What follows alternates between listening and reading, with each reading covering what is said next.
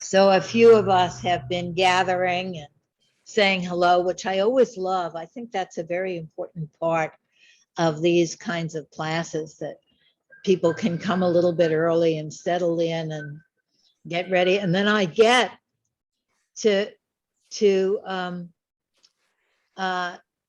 enlist some readers, so that we can focus together on some of the words. So I make sure some people have some of that in front of them. So good morning, or afternoon, or evening, or whatever. This, as you know, is the last class of this module, and the larger project here, Essentials of Focusing Oriented Relational Psychotherapy, will have all of these 5-session modules coming to this work from a different angle. And some of you have requested that I talk about, for a minute before we really get started today, talk about the next module, module 3, and we'll be approaching this using Jenlen's thinking at the edge, which is a whole process like the 6 steps of focusing. We're not going to be going deeply into all of the steps of TAE, but we're going to be using the essence of it to think from this felt sense, bring the felt sense with us in thinking. And so we're going to be taking essential parts of theory. And if you remember our distinctions between theory and philosophy, philosophy being a path of thinking, and the kinds of concepts we're using for thinking, and then theory being what we've gathered on the path of that philosophy. What are the fruits of our thinking? And so we'll be using some of the theoretical ideas and sensing into them together, and learning the skills of bringing the felt sense with us as we think. So that will be our next module. And I would love to know, if you're continuing with us, if you're up for it. I want to really appreciate how you've hung in there. I know that for many of you, reading philosophy is not easy. And I've heard from some of you, oh my God, it's very hard to connect with these papers, and it's so much. And it is. But I think in our review today, you might find that you've taken in more than you thought you took in. That's what I'm hoping. And the next module will be, I don't want to say it will be easier. I don't like that language. It will be more experiential, and so it will be more accessible, and hoping that this philosophical background will make it even more accessible, and the thinking at the edge will make the philosophy more accessible. So so that is my cherished hope, and looking forward to trying that from that angle. So this has been quite a trip here with this philosophy, and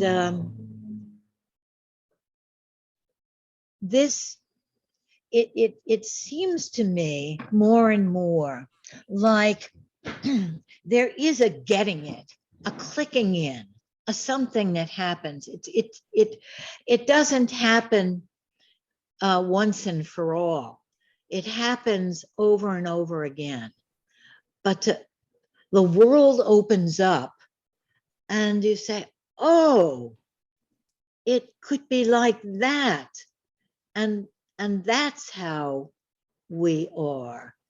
And I can let go of some things and I can take hold of new things.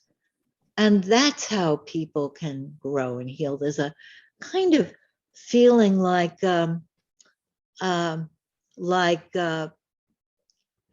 you're getting it for the first time, but this happens over and over again, this sort of getting it. And what is the it that you're getting when you're getting it? Right? What is it? It's what I call the something that isn't a thing. The something that isn't a thing. And I see it as a sort of circle, and in this core, like the center of the earth or something in my image right now, in this core, there's a living organismic process of life. And we can touch into that, the something that isn't a thing. The something that by its nature, inherently, it changes, it grows, it heals. It's not inside or outside. It's an interactive organismic process that we are and that we touch each other with and through. And we get to touch that through philosophy, through theory, through focusing, practice, through practice in psychotherapy. And all of those are ways into this center. So if you've had the experience that I'm talking about of somehow just getting it, just raise your hand so I can see if, yeah, you know what I'm, you know what I'm talking about. And have you had the experience of losing it? How many of you have had the experience of losing it? Sure. Right. It's this funny getting it and losing it and then getting it. But then the getting it isn't just all over again. It's in a different way. It's a different fullness. And so I guess it's sort of like meditation. When you come back, you develop this muscle to come back to your breathing, to your mindfulness, to your center. Well, each of the 5 sessions has been a different doorway into this center. So we've come into the door through the idea of interaction first, through the implicit and Befindlichkeit. And I wonder how many of you can say that easily now. Does it roll off your tongue? And the client's client, and personality change, that question of how do people change? And now the body. And I'm very excited this morning about talking with you about the body. We have a intergenerational wisdom emergent group that happens this morning before the session. And I was saying in this group that preparing for this class this morning, I sort of got it in a new way. And I'm so pleased to have you to dialogue with and to share this getting. So, a breath.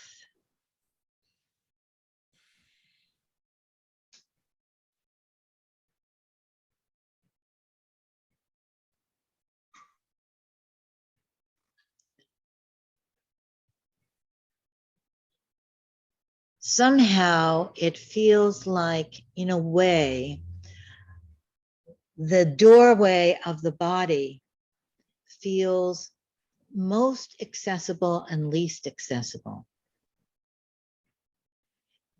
Genlin is known for bringing the body into psychotherapy, and many body-oriented therapies are using Genlin's concepts. But I think that many people misunderstand what Genlin means by the body. And maybe that's true for all of us. Maybe that's something that we get and lose again. Right? I see a big nod there. Genlin is not talking about only the physical body, like the machine with its 5 senses. Genlin is talking about, and sometimes he uses this term, but I'm going to sort of reinforce this term. He talks about the living body, and the living body, the emphasis is on the living. The living body to be central in the process makes a huge difference, a whole big difference. So when we think of the body, not only as a skin envelope in which there are physical things, but as a process of living, bodily living with the environment, and that's what we're going to be talking about, it changes everything. It changes our understanding of body therapy. Body therapy then is not only about physical touch, about sensing sensations in the body. Body therapy has a whole broader life, and it changes our understandings of talk therapy. You know, mostly the kind of therapy that many of us focusing oriented therapists do would be described as talk therapy. My clients and patients come to me and they talk to me. I mean, we don't only talk, but we talk. But that talking is a very different talking. I'm listening with my body. Not only the sensations in my body, like I get a grip in my stomach, or my back hurts or something, or I'm a little dizzy. Not only that kind of listening with my body, although all those sensations are part of it, are language of it, but listening to that living bodily interactive process, that thing that's not a thing, that is inherently growing and changing and inherently meaningful. Inherently meaningful. So I'm listening with my body about life with us, with you, with me, and with us, and how it's living itself at this moment in a bodily, organic, organismic way. And that's a completely different kind of listening than we think of when we think of talk therapy. So I wouldn't say that focusing oriented therapy, we're not solving problems or assessing things or figuring something out or doing something together, or we're certainly not not breathing, not, we're doing many things that we associate with just talking, but we're not just talking. There has to be, for this bodily organismic carrying forward, this difference that Jean made between merely and really, there has to be a something touching us, and we're touching something, and we're touching ourselves, and we're touching each other. And I love that the word touching has all of these different meanings to it, right? We can be touched and we mean, oh, I feel this. I feel this emotion. But it's much more than an emotion. I feel this body feeling, but it's more than a body feeling. We touch each other in many ways.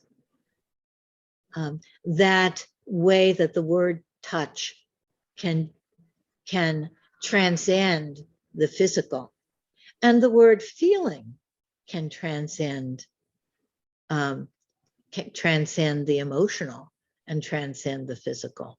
These are words that sort of translate in both the realms of what we think of as physical and what we think of as more than physical. So, the body. When I first heard or read about, mostly in the process model, the body and the environment are one system, they're one, that seemed very abstract to me. Yet, that's something that we experience, that we know, and that we all know, that we all have an experience of. So let's let's take a moment and experience that together. This will be our little attunement to start with, to sort of get ready to explore and visit the body together. And we also really want to have time to do some review today. Let's take some breaths.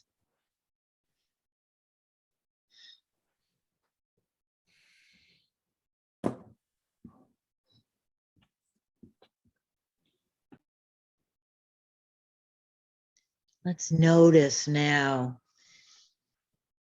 what we call inside.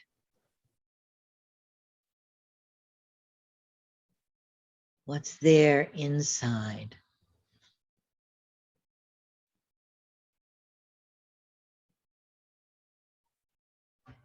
There's lots of words that I said, reactions and thoughts that you've had while I was talking. A lot from the day, a lot from the physical body. But first, just noticing the inside. What's there?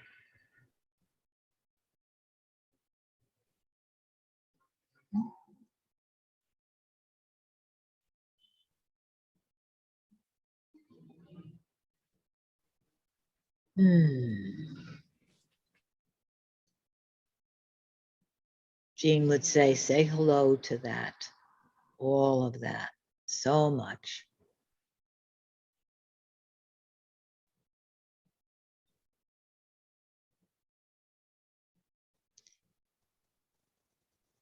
And now let's notice how our physical bodies are meeting the larger body space, how we're giving our weight to the chair, how our arms and legs and face muscles and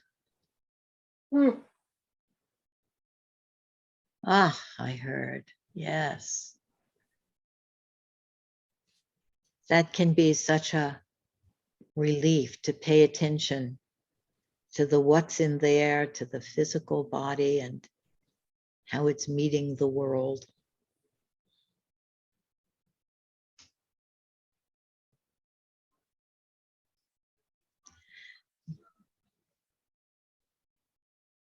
Now, let's do what Merleau-Ponty suggested and sense the space behind us. Jean was delighted to use this example of how we can sense the space behind us without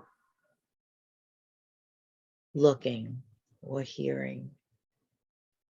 And as we do that, let's get the Befindlichkeit, the mood of that space behind us, the feel of it.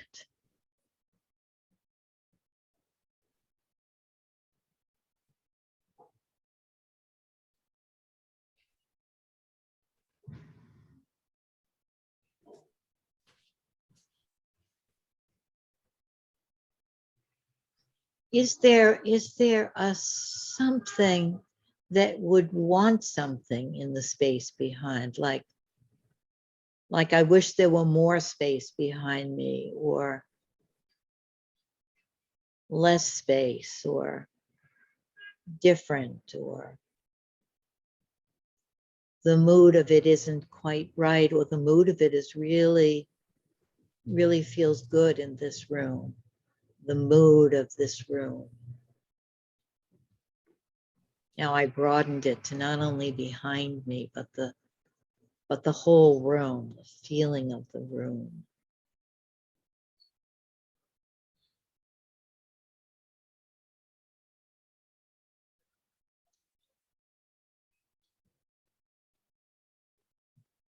And now let's sense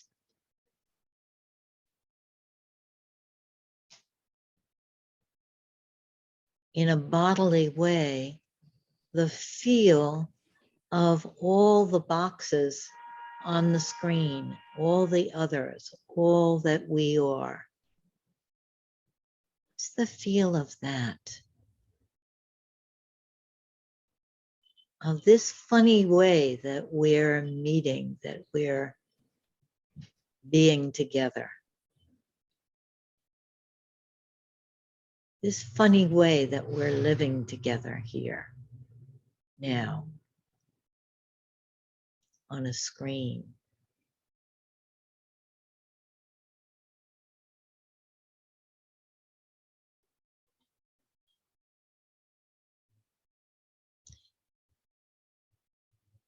And now maybe you'd like to open your eyes and see if that, when you look at the screen, you look at the others, what that does.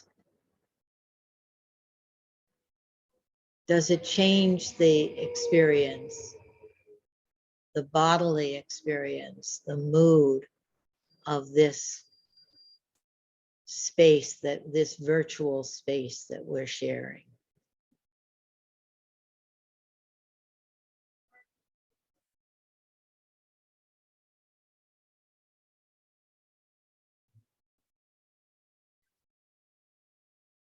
And when you're ready to come back, just slowly take a few movements, like in whole body focusing, which can really bring so much. You know, just letting your body move and stretch the way it wants to. And then you're feeling your body in a different way, aren't you? When you're moving it, when you're settling just the way you want to settle in the chair. It might even change the mood of your body, the felt sense of your body.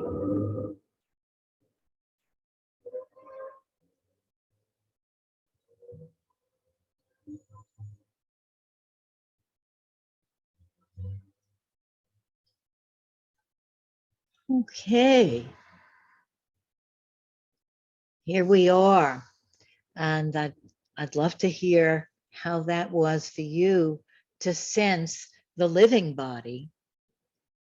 In our cultures that are so empirically oriented, we have a saying, and I bet it's in Chinese also. I have to ask Vivian this. Seeing is believing. Do you have that in China? That idea? Yeah, right. We have. Seeing is believing. Yeah. There's even a Bible story about Peter, Jesus's close person, who didn't believe that Jesus rose from the dead and wanted, this was after Jesus rose from the dead, was resurrected, and Jesus was with these friends, these disciples. And Peter said, to believe it, I have to thrust my hand into your womb, into your wound, and feel you.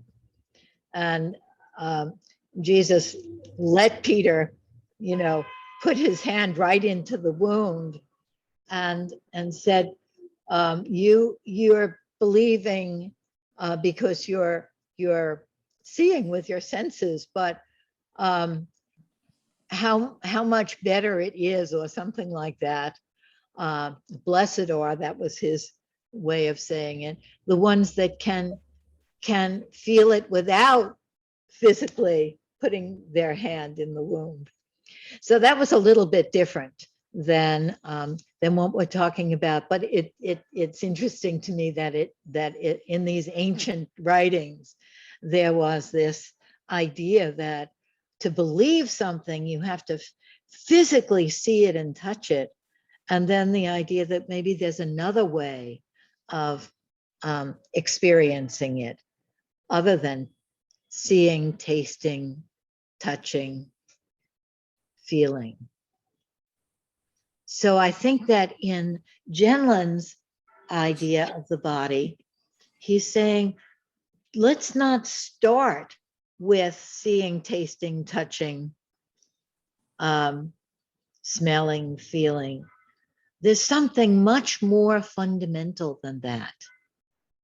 And he talks about plants don't see, taste, touch, but yet they are perceiving, they're experiencing their environments, they are their environments, they're taking in all kinds of information and giving all kinds of information and living and growing and healing without perception. So perception can't be first. Jean says we at least have a plant body. We have much more than that. And there's a wonderful thing that we have on YouTube that Janet Funder is talking about, the plant body, and I'll send that to all of you since I'm notorious for sending you lots and lots of stuff. I'll send you that. So let's see how that little experience was for you and where you are about this subject of the body, not just being the physical body. And when we're helping people, we're not either doing body therapy or talk therapy, but this interactive, environmental, organismic carrying forward process.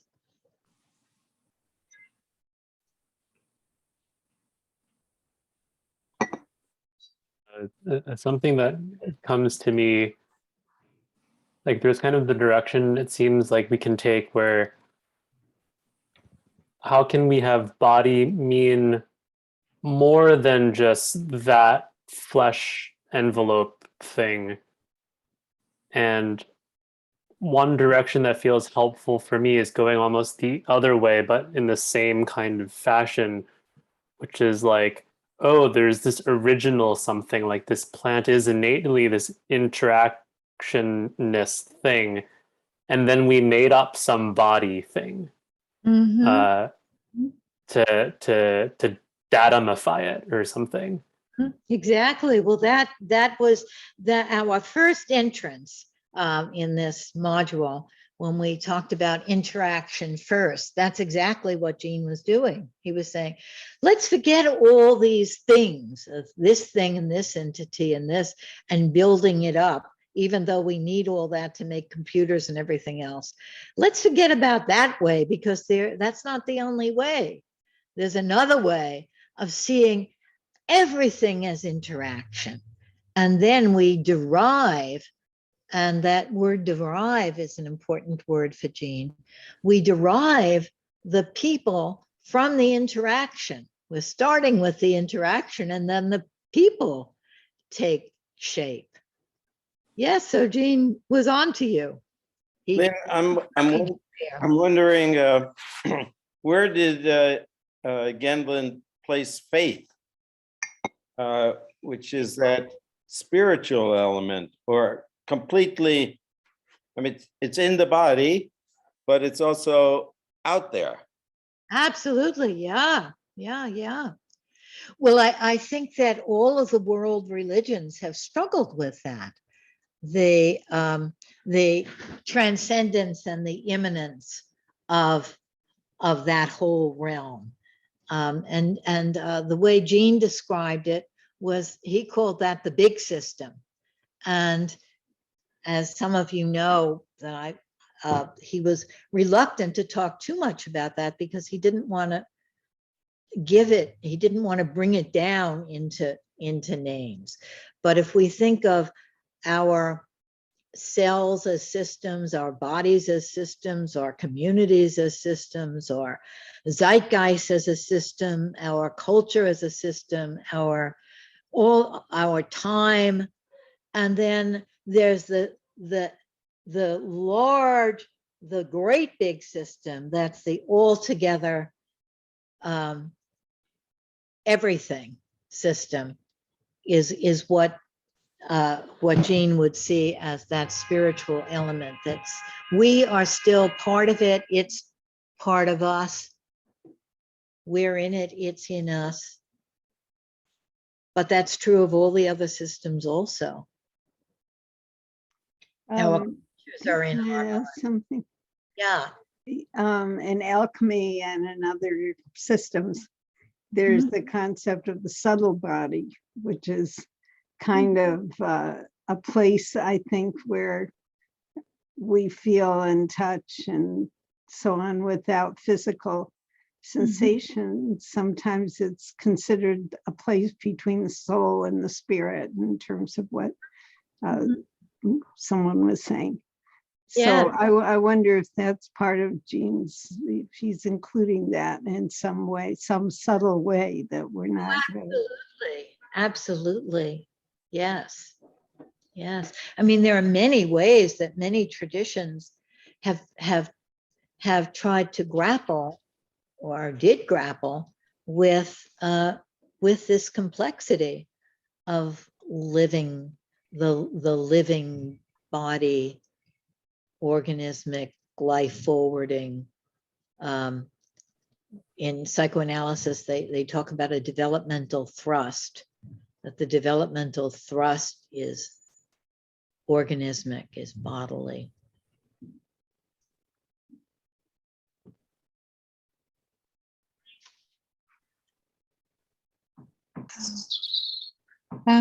When I'm listening to that, it strikes me just how big and how huge what Gene's saying, if it's relates to trying to solve the problem of the big spiritual traditions that are written, and people have been working in monasteries, you know.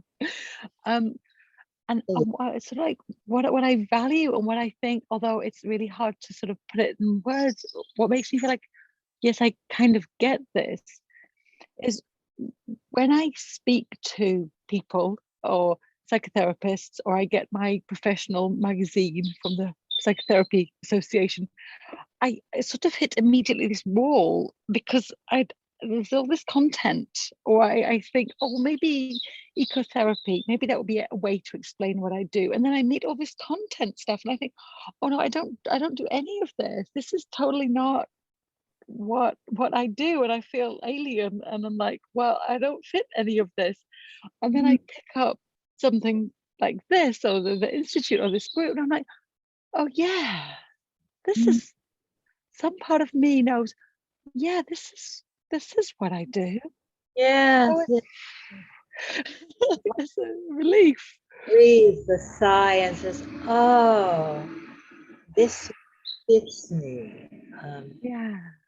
I think one of the ways that we can talk about in our review, we can talk about this module, is that that the process model is a way of talking about process over content. And it's so relevant to us as therapists that we aren't primarily, I mean, we are, but not primarily interested in the facts of the person, in the history. We're not primarily interested in the story of what the person is saying and the interpretation of the story. We're interested in this bodily living process that we are part of, that is coming into us, and we are one with. And it doesn't mean, of course, that all that content is very important. Every single thing, Jean says that over and over again. It's very important to know all the content about the person, all the content that comes in those journals. Yes, we have an interaction. Our bodily interaction is also with all these ideas. These ideas are part of our bodies and part of the interaction, and the facts of the person's life, they're important too. But where the focus is on the immediacy of the living process. And then there's this sort of interaction of the process and the content. I wanted to ask something, also bring up something that probably has no one answer, like all of these things.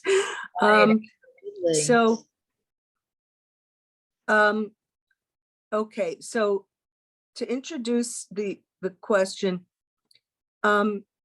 let's say that you're a psychoanalyst, okay? So some psychoanalysts might say to a patient, what we're doing here, like on the first session, right?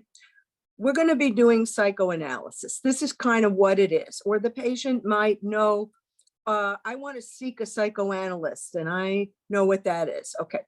Then there are other psychoanalysts who you might go to the psychoanalyst. You might have read psychoanalysis, but you don't really know what that is. And the psychoanalyst is not really going to tell you necessarily. So, for example, so many therapists are on psychologytoday.com advertising themselves, and everybody has some nice paragraphs of who they are and what they do. Sometimes they say, I do this, sometimes they say, I do that. So this is a long-winded prologue to asking a question or bringing up an issue, which is that my patients come to me and they have a lot of stories. They have the story of their childhood. They have what happened this week. They, and so then a question becomes, in our response, do you make explicit, well, this is what we're going to do, and yes, your story, or do you, and I know there's no answer and everybody's different, but it's just something I think about a lot. It's kind of, do you just guide them into something that would be called more like focusing, or, what you were just talking about, without really saying, how much do you say what you're doing? And I just want to add that you had a handout that I found extremely interesting this week, where you actually have certain questions and certain statements that I printed, I'm going to use, but still in a larger way. It's, you're with somebody, right? And you're this process and you're this presence together, but stuff, and you have certain agendas of what everything you said is still what you believe. It's a philosophy, it's a theory, it's a clinical way of being. And the patient doesn't really have any of that, or they have 5% of it. They just have their stories and their feelings and their pain, and their desire to be with you in some way and to avoid you in some way at the same time. So what am I asking? I'm not sure. It's just sort of, how much are you keeping close to the vest, and how much are you sharing? It's the two of us now. Here we are in the room. Right. Wonderful. It's a wonderful question. And I wonder if we can bring what we're saying here to that question. That if we're saying that focusing oriented therapy is about, or I shouldn't say about, is aware of the living body that we are together, that is in interaction.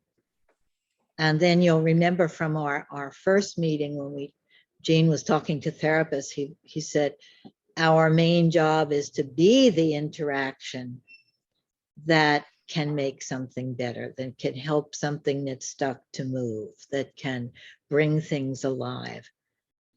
So then the question really changes. It isn't how much do I share of my techniques, values, affiliations,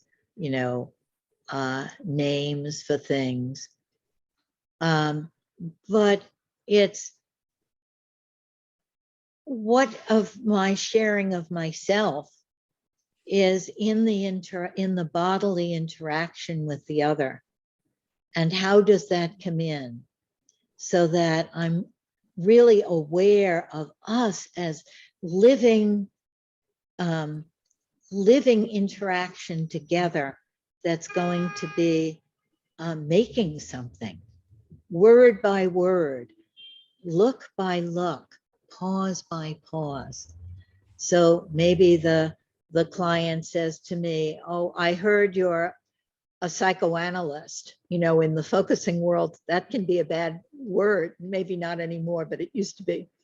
You're a psychoanalyst, how can I go to you? And do I tell the person about contemporary relational psychoanalysis? Do I, I'm sensing what that interaction needs now.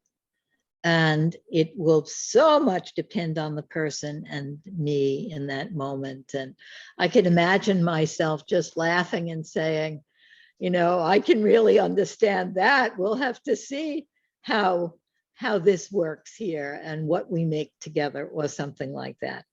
But then if the person wants to know more, Gene said that he has nothing between him and the client, but he has all his theory and his ideas and his history and everything right there next to him and ready to use it. So if the person says, well, I want to know because I have difficult things in my childhood, and I heard that psychoanalysts are interested in that, and I need somebody who knows about that. That would be my invitation to take something out of my right next to me and say, Oh, I do know about that. Difficult things in one's childhood that one barely knows and is struggling with. Yes, I know about that.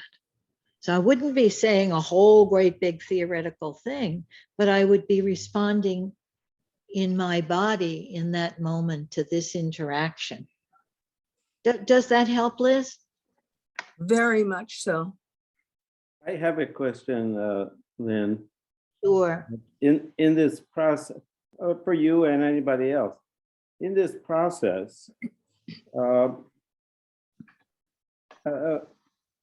it's the way that Genlin practices the process. It seems like it's a very one-sided process. That is, sometimes clients ask me questions about myself and my life and my ideas and experience and everything. And it's valuable. The client is interested in me and interested in how I got to wherever I am, what my thoughts are, and what my process is. Right. Edwin doesn't accept that. He always says the client is always right. And the focus is only on the client. So he doesn't share his perceptions, except in the way he phrases his questions or comments. I want to answer, that's a whole big subject, and we're going to be getting to it in this course eventually, the whole bigness of it. But I want to answer in two ways right now. One way is that, yes, Gene didn't explicate the relationship and himself enough for my sensibility, and that was partly who Gene is. He's working with who he is, and I've felt like we needed to carry forward the interactive part of what I call expressive relating, where the therapist is really expressing more of themselves and explicating more of the relationship. So that's one answer, and you can find that in my writings. The other answer is that your question isn't really different than Liz's. No, it isn't. The same question. No. That when we're talking about the living body, it's not about how much information about myself do I give to the person, or how much information do I give about my theory. It's about what these living bodies are making together, just the way trees that are communicating and making something together are doing it. But what I'm saying, Lynn, is in an interaction, the focus that Genlin brought was only on one person, on the other person. Interaction means two people. Yeah. And Yeah, I'm trying to say, and I'm having trouble saying it succinctly, but what I'm trying to say is that for Genlin, it isn't the content that's interactive. It's not like we're in interaction because I'm talking about myself and you're talking about yourself. The interactive quality is much deeper. I may be focused on you, and Jean is client-centered. Client-centered meaning that the client has the center stage and all the space to explore, and I'm there to facilitate that. And that was very important to Jean. And that idea is very important to me also, that the client gets, that's what's special about therapy. The client gets to set the stage, and then we're responding with ourselves to that. The client. I wanted to, I'm sorry. Yeah. I wanted to say something about it also. I don't know if I interrupted you, Lynn. Sure. No, go ahead, Liz. Well, first of all, it's only in very recent times, recent is a relative term here, that a psychoanalyst would say anything. That I mean, self-disclosure is a huge topic and, you know, not at all a determined Right. thing. But number two point is that I don't think that we, what I'm just trying to think in generalities. I'll speak for myself. I don't really ever take what the client says literally anyway. So a client can want you to be there in a certain way and share certain information. And maybe you decide that that's a good thing for you to do, but I would always look at a deeper level of what are they trying to form with me, you know, that it's about a relationship. So even when it's not focusing oriented, you know, you're always gonna try to figure out what the needs are, both of the client and yourself, you know, with to be in that room together. So yeah, but I want to say also that I kind of see what you're saying, Marvin, and I have that same feeling, and it's not a theoretical thing. I do have a problem when I sometimes watch the videotapes of Gendlin, who sometimes in a Rogerian fashion seems to be almost mimicking the client. And in my own not extensive experience thus far as a focuser, I find that when I'm focusing as the person who's telling her stuff, the person who's, I don't know if there are formal names for that, but the person I'm telling to also will sort of almost mimic. And sometimes I wonder, what are they doing in there? What are they really thinking? What are they really feeling? Liz and Marvin, these are very, very important subjects, and we're going in this process together. We're going When? want to bring it back to the body. Yeah, with this body, such an important issue, and and all the issues of practice and the issues of how these ideas are manifest in therapy. I would just say, watch the demo of Jean with called I Can't Stand Reflection. And you'll enjoy that, where Jean is sort of pulled out of his reflective mode. And you know, watch some of the videos with me of I have one with Olivia that you can watch, and one with the unknown self. And we're going to get to all of that. But I want to come back to the body because it's so important. And I want to make sure we're all on the same page about, I just want you to get this distinction. If you don't get anything else from this,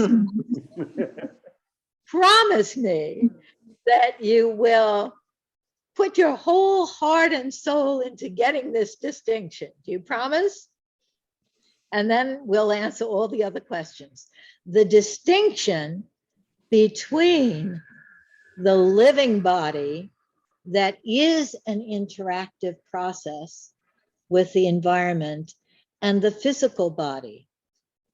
And we may use the physical body as an entrance into the living body. We may say, what does it feel like in your body now? Jean would say that, and he would say, half the people would really get there to the living body. Half of them would look at him like he was crazy, and then he would forget about it. So those people that use that entrance into the living body of the physical body can use that, and those that don't.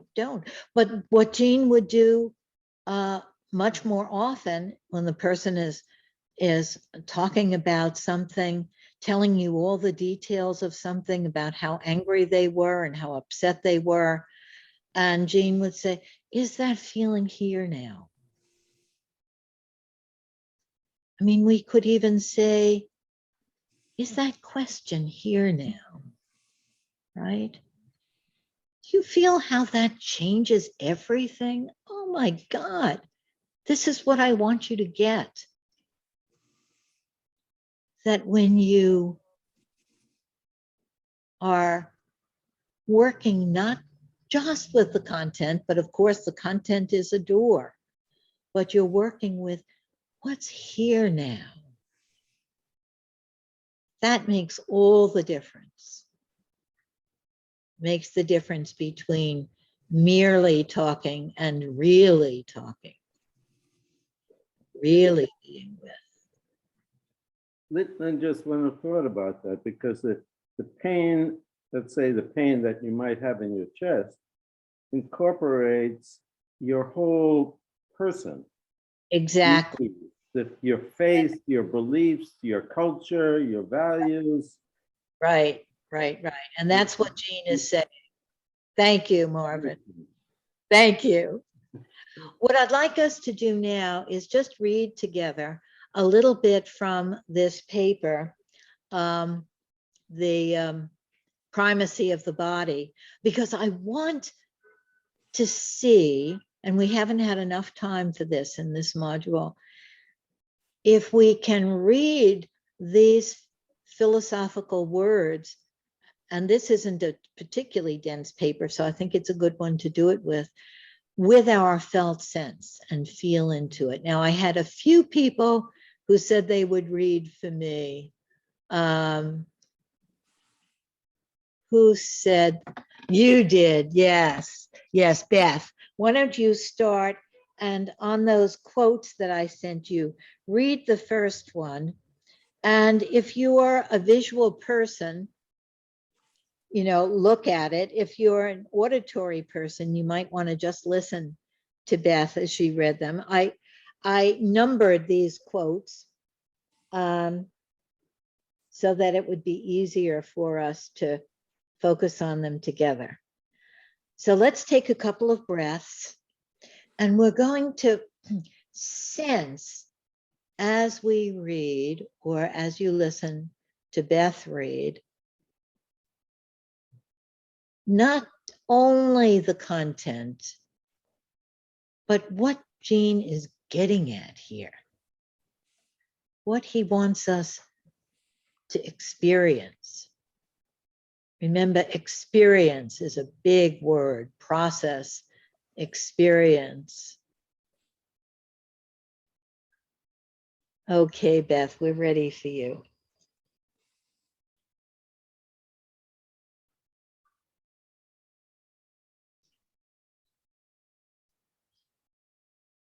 You're muted.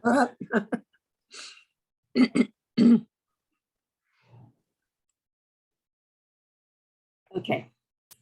To begin philosophy by considering perception makes it seem that living things can contact reality only through perception. But plants are in contact with reality. They are interactions quite without perception. Our own living bodies also are interactions with their environments, and that is not lost just because ours also have perception. On the contrary, for us, that functions in many additional ways. Animal bodies, including ours, sense themselves, and thereby we sense the interactional living we are. In sensing themselves, our bodies sense our physical environment and our human situations. The perception of colors, smells, and sounds is only a small part of this.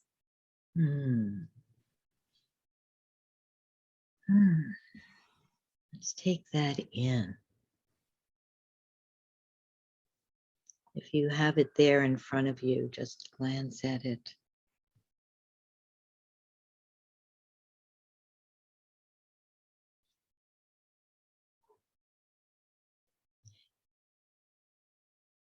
Can someone say what that says to you?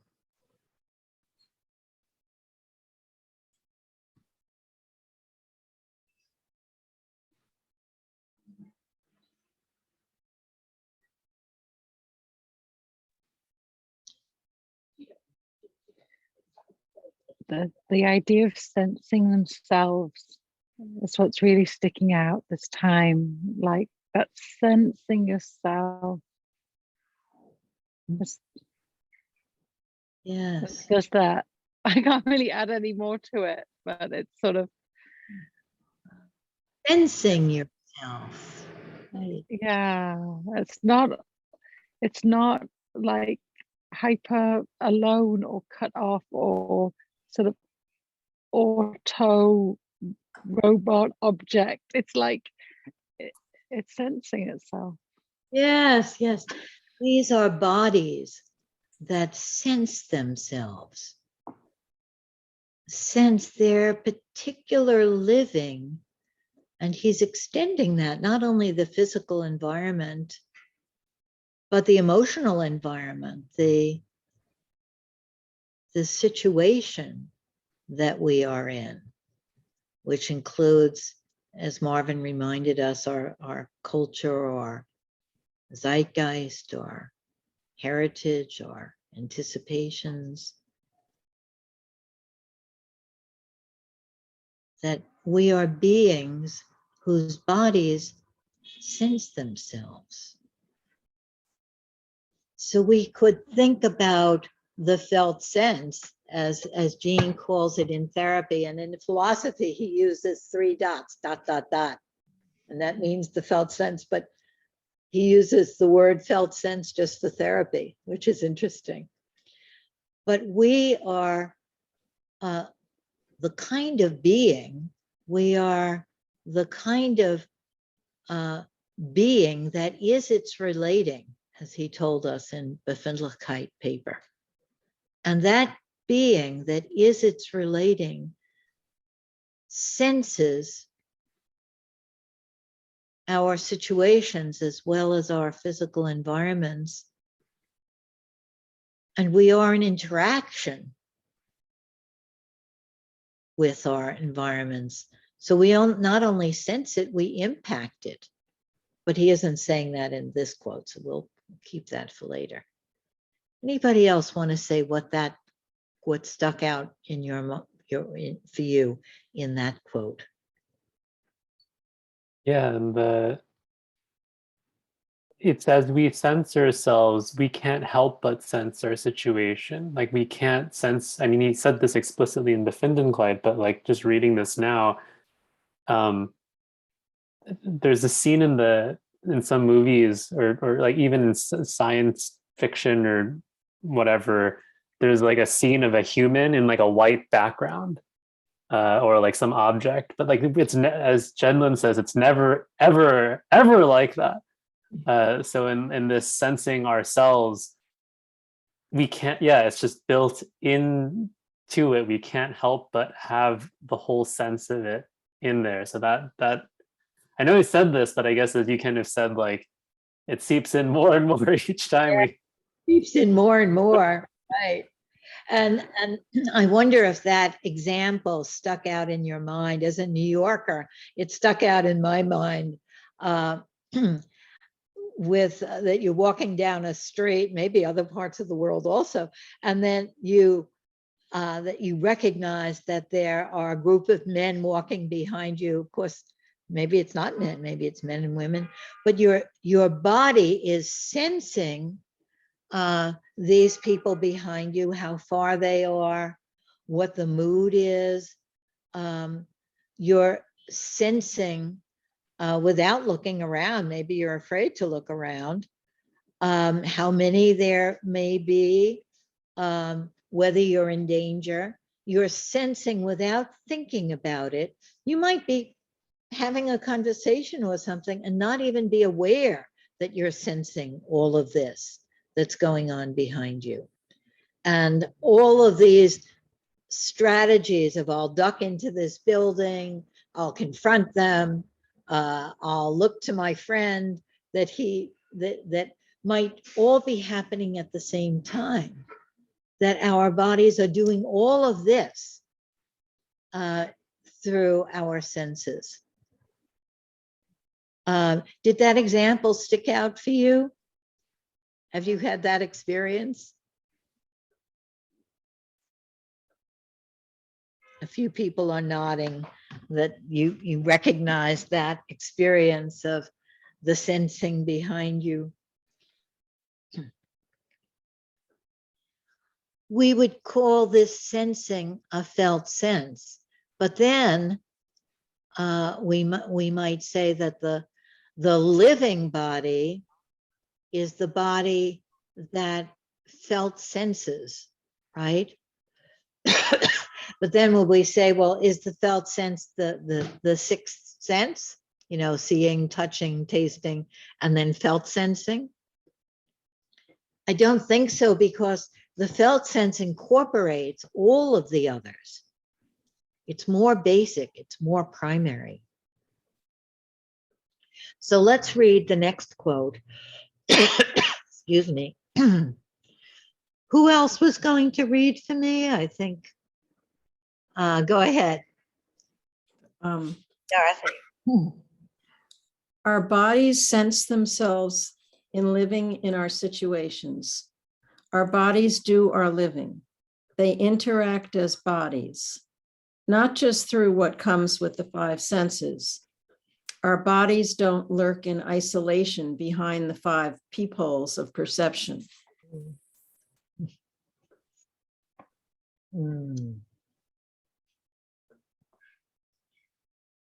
Maybe, Dorothy, you could read that again, because it's a shorter quote, and let's take it in the second time with our sense of it.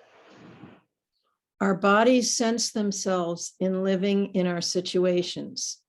Our bodies do our living. They interact as bodies, not just through what comes with the five senses. Our bodies don't lurk in isolation behind the five peepholes of perception.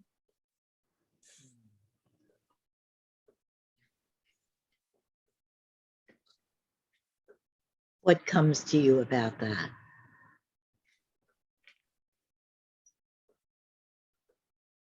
I think what comes to me is the last sentence in that is that our bodies don't exist or lurk in isolation and COVID. And, you know, when some clients and myself have been cut off from interaction with other people sometimes for longer periods even, and how that is very hard for people to cope with because that's not there. That's what we are, the interaction. And I think from Jean's point of view, we still are interaction, even if we're locked in a cell by ourselves. We can't not be. That's what we're made of. But the more limited our interactive experience can be, the more, the less of our fullness we can feel. I think you're noticing that in COVID, there's limitations on our, actually on the sensory elements of hugging and gathering and all of the physical parts that are part of the whole interactive process. Yet we're Right, and how, we always and then every person, you know, experiences it somewhat uniquely, I guess, based on their particular, you know, situation or their what they need. Absolutely. Right. Anybody else? What comes to you? I love that phrase. The body isn't lurking, lurking behind the five peepholes of perception. I think there's some language that's so hard to grasp in Jean's philosophy, but then there are other ways that he just talks in this way that you so get it, like the five peepholes of perception. Or those men walking behind you or something.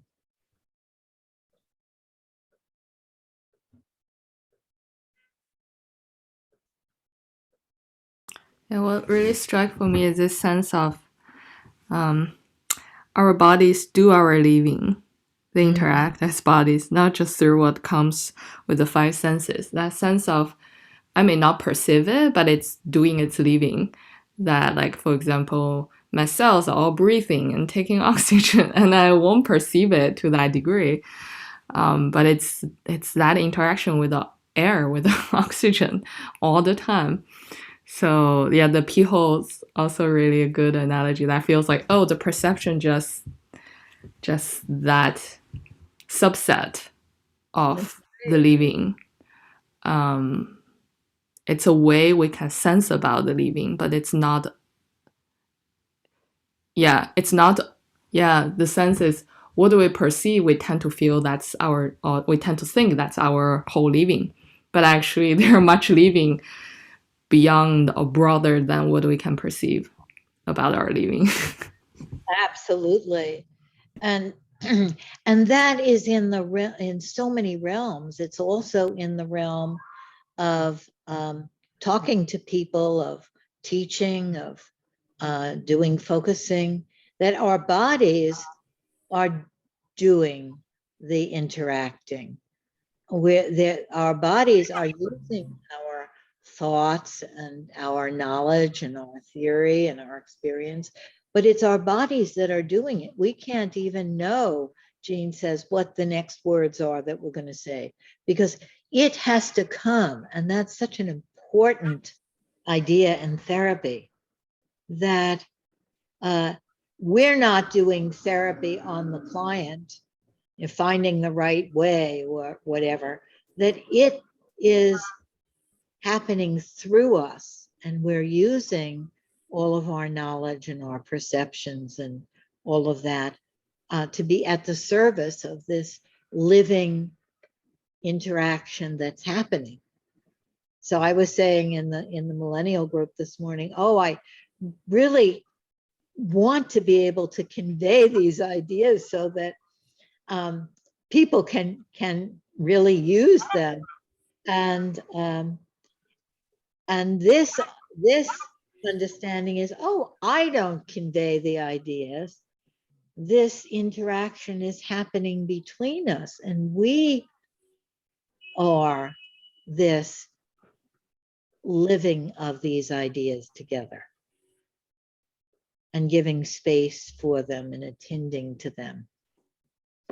But you still have to say something, which is interesting, because I often think, I wish I didn't have to say anything, damn it. That it's almost like, talk therapy, the fact that we relate to each other, except if we're, lovers or mothers, or, you can just hug somebody. When you're with a patient, you have to talk.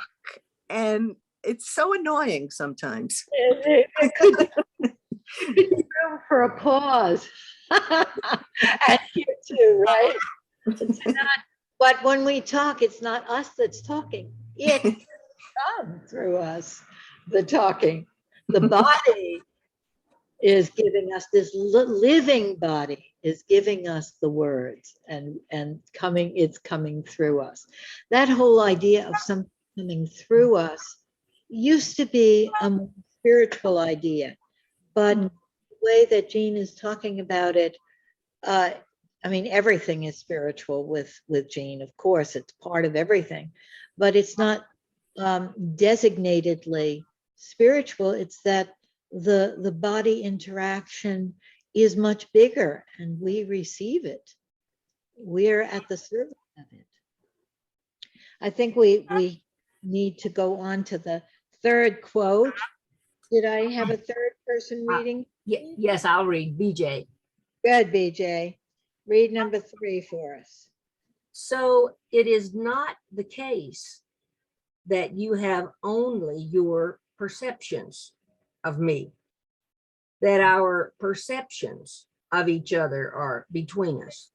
Let me stop you here for a second. I'm going to just broaden what he's saying here. It's not the case that you only have, and where we say perceptions, it's your knowledge of me, the words of me, the history of me, the identities of me, the labels of me. You know, we could put so much in there, in that it's not these things, only these things that we have. Go on. I'm sorry to have interrupted you. Rather, we affect each other bodily and situationally, whether we sense or see it or not. My warmth or hostility will affect your ongoing bodily being, whether you perceive it or not. You may find it there if you sense how your body has the situation. Oh, wow.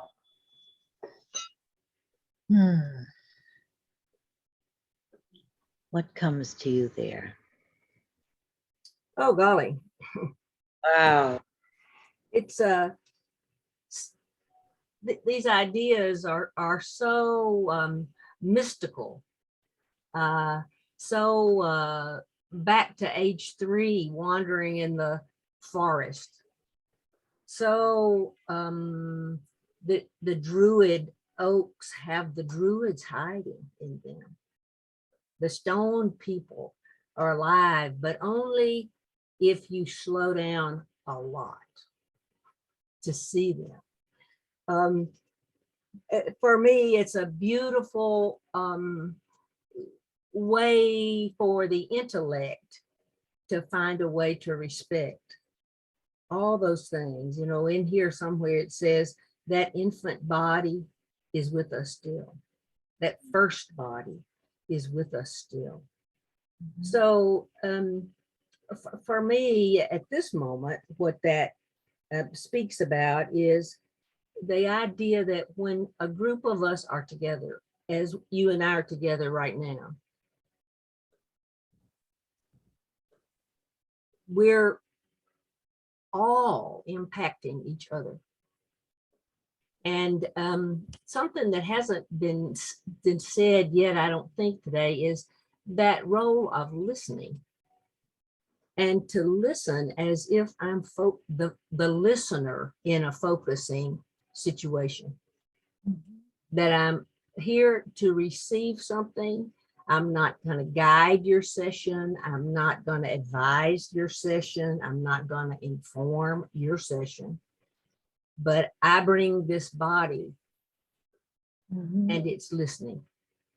So I've really learned so during these years of COVID to just treasure Zoom gatherings because my body makes a difference to you and your bodies make a difference to me. Absolutely. Thank you. And then one other thing I'd like to say, I always loved in NVC the notion that the first thing you might say to someone is, what is alive in you today? And it's this thing about, how does your body have the situation? What is alive in you today? Right.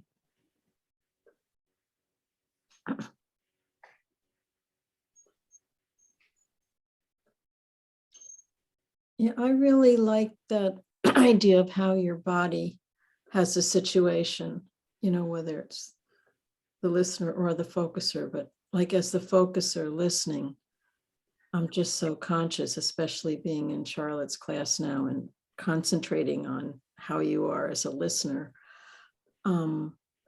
Like I'm really conscious in watching videos back of like when I lose it, when I don't have the situation, it's really a moment to moment kind of thing for me.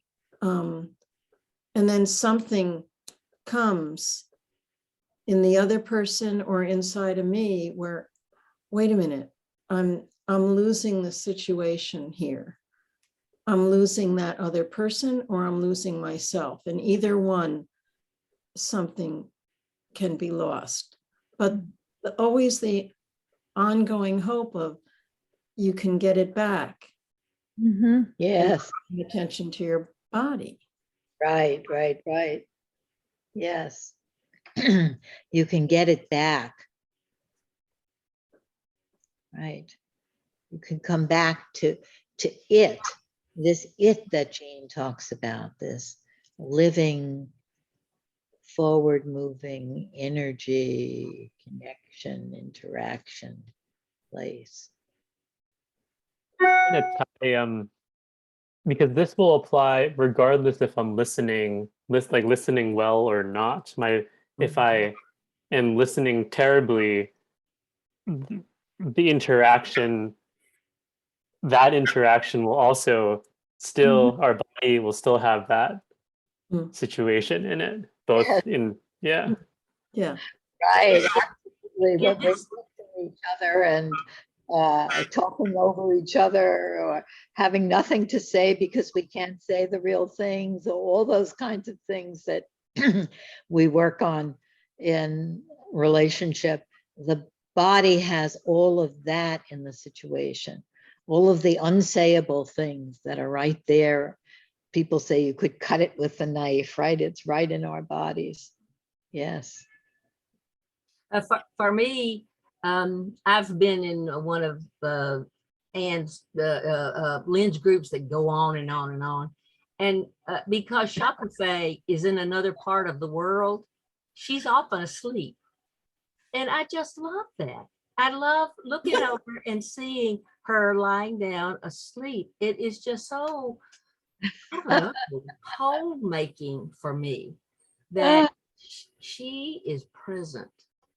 That she too, and it's like she knows that she's being impacted. She doesn't have to be awake. Yes.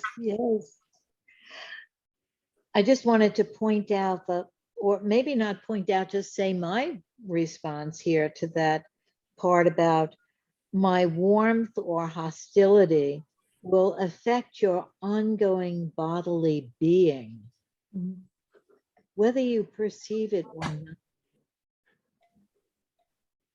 That's so profound.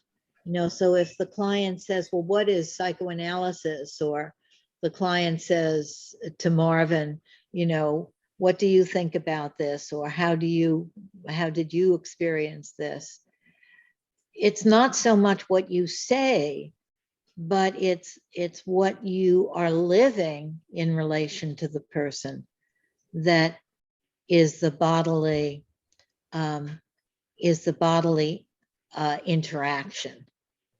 There can be a lot of other things beside warmth or hostility, but warmth and hostility are powerful words, and we can picture how different something is if it's expressed from warmth than if it's expressed with hidden hostility or anxiety or whatever it is there. And it can be a mix of both, right? But whatever it is, that's the impact more than the words of it. That's the bodily impact. I'm going to suggest that we take a 1-minute break, and then I want us to be able to do a tiny bit of review before we stop here. We didn't get to read all of the quotes, but I think that we, in reading some of them, the other two, it's just one that we didn't read. No, it's two that we didn't read. Maybe we'll come back to them in a different time, in a different place. Okay, so we're going to take a 1-minute break, and then we're going to review.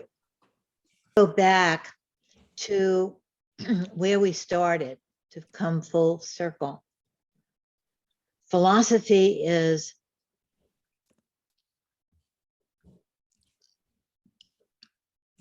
a very strange creature, and it has it has its own ways of impacting us, and we sort of have to learn to relate to this strange creature. And when we do relate to it, it speaks to us in ways that nothing else can speak to us.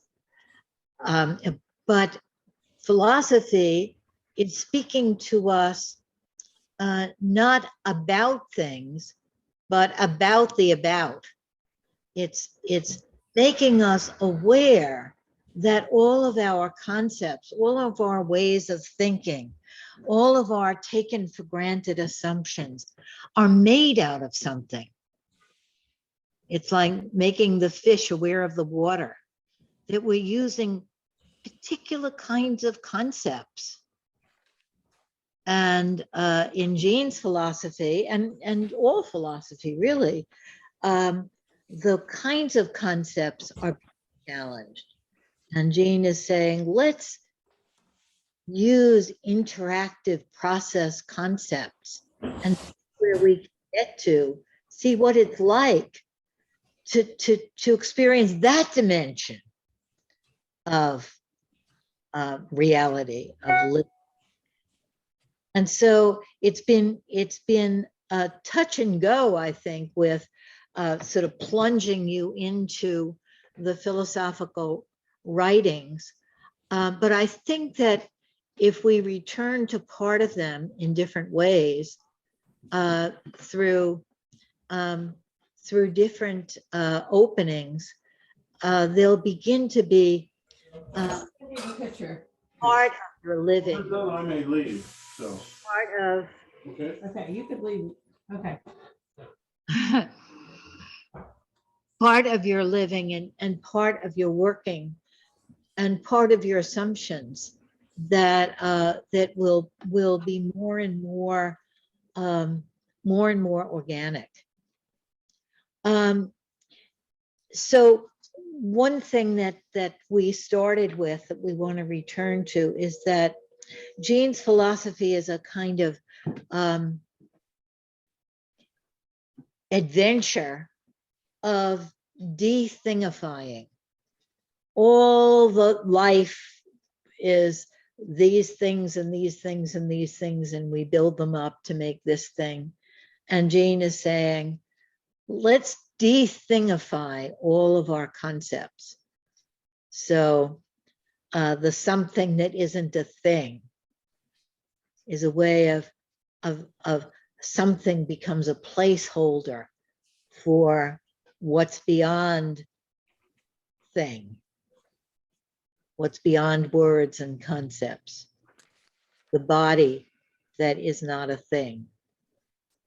And he's not only de-thingifying it, which is taking its thingness away from it, but he's giving us something to replace it. He's experientializing it. And in the paper about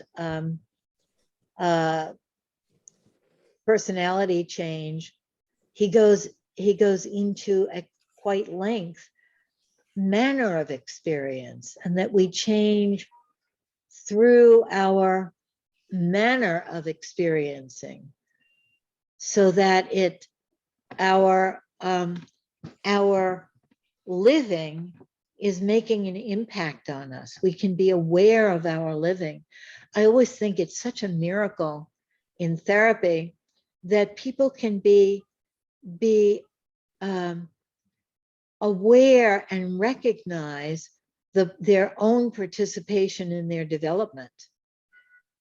I mean, that's a big thing. And it's not only in therapy, of course, it's in all kinds of human experiences, but it's emphasized in therapy. I mean, plants aren't aware of their situations in the same way, or I don't think animals are in the same way. The fact that we can participate, I'm not sure when I'm saying that, I'm thinking, well, my cat participates in his own development also. So maybe I don't want to distinguish it as only human, but it is quite a miracle that we can participate in our own development and we can be aware moment by moment. And it's this emphasis on the moment and looking at the moment as a microcosm for this whole big thing that is very much central to Jean's philosophy. Taking that moment of experience that we take for granted and looking at all that we can learn from it when we pay attention to it in a different way. I want to just have somebody read a couple of these little summarizing statements, and as the person reads it, let me find it on mine. Who would like to read? Somebody that hasn't read before. Do I have a reader? I'll read. Good, thank you. And as you read this, I want the rest of us, and we're not going to have a lot of time for this, and I wish we did. By the way, in the next module, we're going to extend it to 1:30 because the time pressure is too much for me. So we'll have 11:30 to 1:30 for our next module. And we'll be working together on how to think with the felt sense. Okay, we're ready. We're going to just take this in. And as we take it in with our bodies, I want you to sort of feel, do you know something about this now?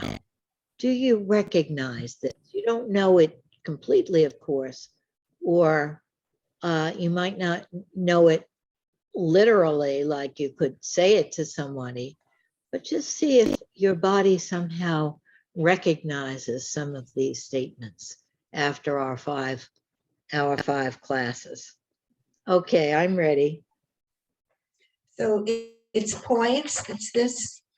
This is what we're doing. The first is philosophy is about the path of thinking, not primarily the treasures we gather along the way. Yes, philosophy is a path of thinking. And theory is more about what we gather, what we make from it. Go ahead. Philosophy deals with the kind of concepts that are used. Genlin uses process concepts meant to evoke process thinking. A whole different thing. To process thinking is very, very different than unit thinking. And we go ahead. We are interaction, not the content. A kind of being that is its relating. Right. We are being, a kind of being. Heidegger was concerned with being, and we're a kind of being that is its relating. Even in COVID, we are our relating. When I think of a person as being interaction, it makes sense that in interacting with a new person, they are going to be different. My job as a therapist is to be the kind of interaction that we would expect to make the person better. This is a quote from Jean that I quote all the time. Make sense of why people change or how people change. Keep going. The realm of the implicit, Befindlichkeit, is the mood, self-finding, how I amness. See if we can give a second to that and see if we can find that. The how I amness right now. That has so much in it. That felt sense.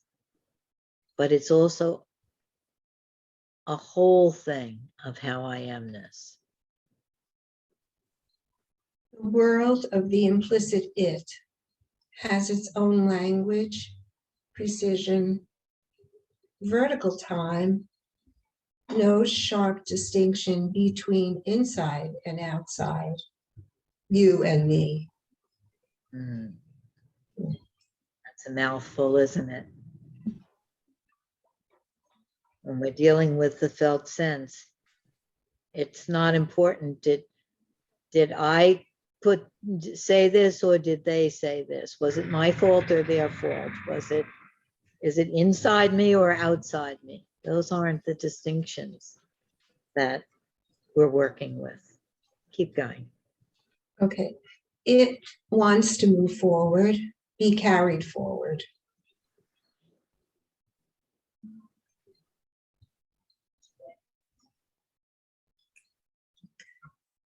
The one in there is not only a something, but a someone.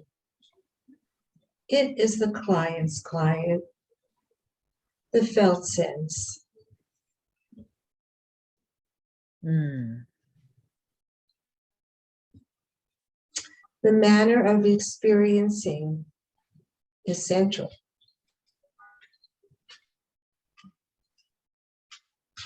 The difference between merely and really. Right.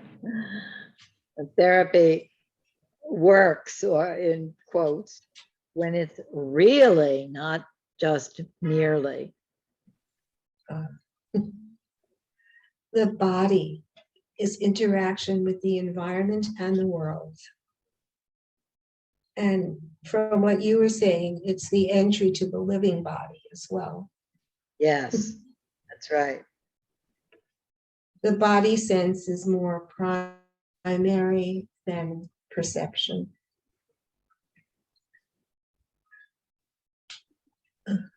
The plant body, in quotes.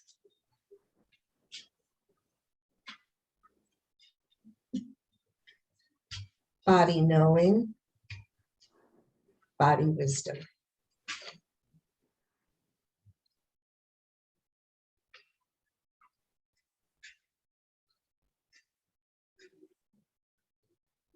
Okay.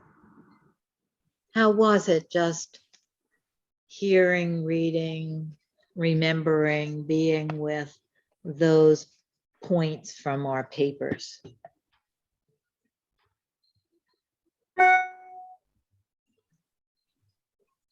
Did you have a sense of resonating with some of them? Did you have, I don't know what that means. Did you have, what was your experience? Of course, the manner of experience is what's important. What's your experience of just remembering those points together, having them together? Really helpful for me and made me realize how I was not in a process with somebody recently, and how really devastating in a way that might have been for her, you know, to have kind of gone unit, so to speak. Yeah. Thank you, Arlene. You know.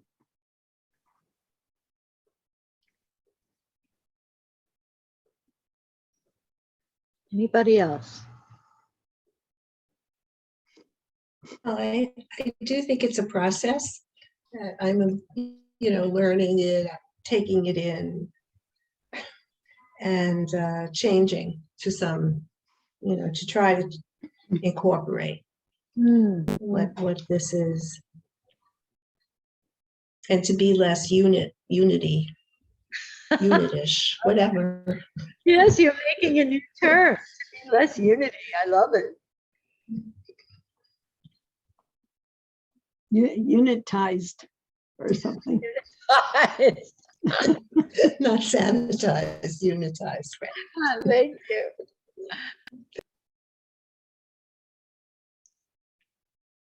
We have time for a couple of more. Just what it was like to hear these and focus on them. I felt sort of wrapped up in a warm blanket of, and it's the getting it and not getting it and getting it again kind of feeling. It feels warm and cozy. Yeah, so I'm so glad because some of you really struggled with this, and to recognize that there can be a warm blanket in the getting it, not getting it is really helpful.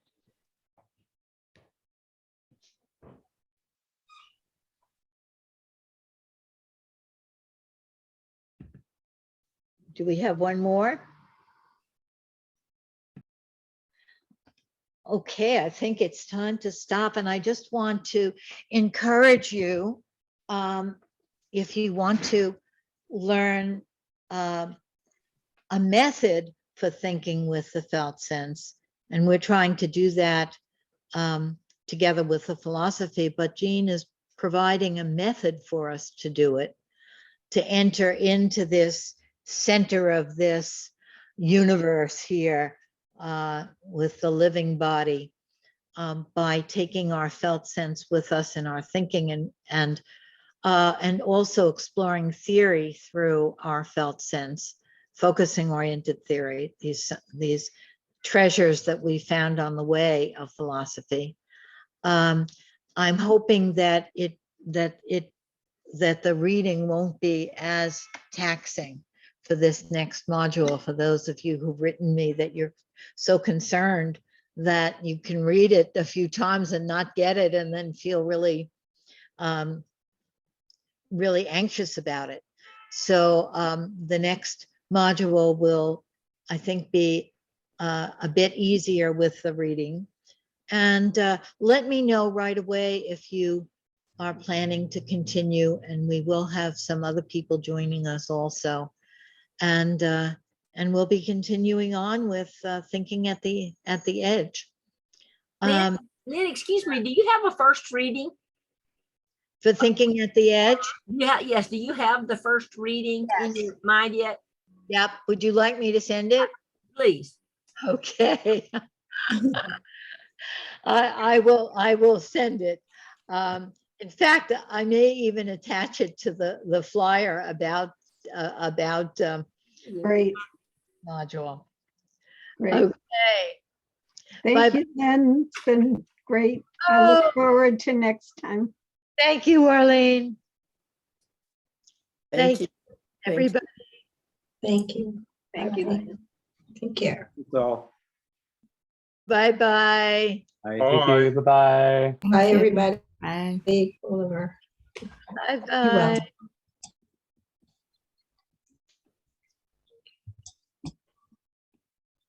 Thanks, Lynn. Bye. Bye, Shaka Faye. Bye, Marvin. bye-bye. You're going to get your questions answered eventually, Marvin. It may take you a couple more modules, but you will. No.